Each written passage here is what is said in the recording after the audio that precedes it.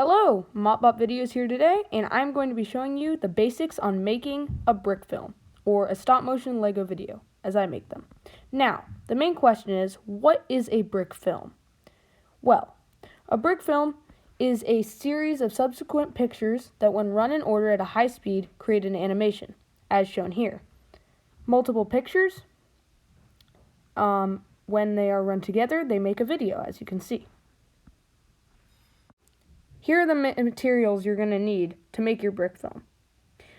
The Stop Motion Studio app. You don't have to use this one, but this is the one I use. This is it here. You're also going to want, of course, a base plate to hold down your minifigures, and a minifigure. You might also want tape. And then you're going to want a stand, if you're using an iPad like I am to take your pictures, and a light source. Now, here are some common mistakes. Camera movement. You always want a steady camera. It can completely ruin your video. The second is the movement of your base plates. You want to make sure to fix that by adding tape to the bottom of your base plates to hold them down. Another problem is light flicker. You can stop this by making sure to use an artificial light source, like a light. As you can see, it holds it down. Now, to make the video. Alright, now that you have the stop motion app, you're just going to open it. It's here. I already have a project opened, but you're going to see this screen without all the other stuff. Hit New Movie, the giant plus, or if you already opened one, as I did. Now that you're in the movie, I already set up my camera, but you'd be setting up your camera now. You can click on that. Now, these are the different modes for your camera. I use manual, but because you're probably going to be a beginner to this, you might want to use the automatic, which is the default. Now, these, you can pretty much ignore some of them, or most of them. You do want to pay attention to focus. It can, obviously it's the focus. There's also zoom, if you want to take close-up shots. Shutter just changes the lighting. This rotates the camera. I'm not going to be using that. I'm just showing you. And then camera, you're just going to leave it on camera, assuming you're not using like a remote camera or green screen or anything.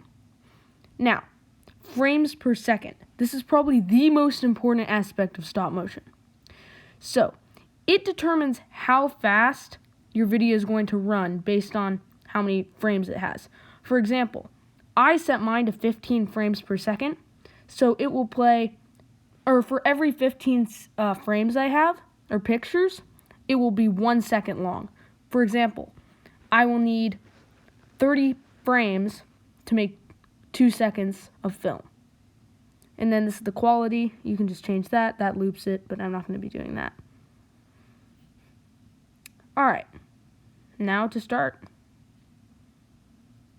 you're just going to set up your camera. You have everything aligned and take your picture by hitting the button. Now you're going to want to move your set just a tiny bit, as you can see. I'm moving multiple cars. You don't have to move this many things on your first video.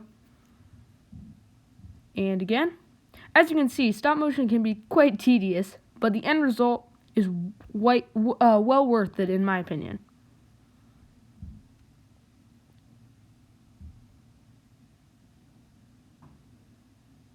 You can check to make sure everything is going well every so often to make sure you haven't screwed something up, like on your hand in it. Speaking of which, if you get your hand in it, you probably will have to go back and change stuff. That's why you probably want to check a lot. You don't want to have to end up redoing a whole lot, but if you redo a few frames, that's okay. You can just move everything back, and it won't change too much. We're going to go into time-lapse pretty soon here because this can start taking a while.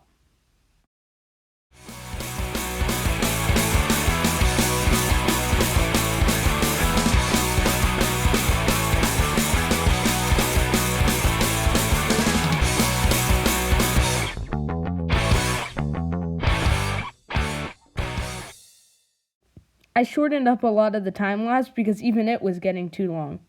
Anyway, I'm about to show you the final product, And just so you know, you can always add like sound effects, theme songs, soundtracks, anything that would make your video more impressive to the audience and that would make it a better video as a whole. This was just the basics, but that I could always cover that in future videos if you are interested. Anyway, thank you, and here's our final product.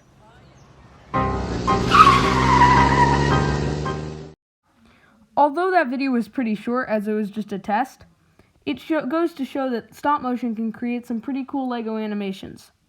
Anyway, thank you for watching, and if you enjoyed this video, feel free to comment, like, and subscribe to show your support.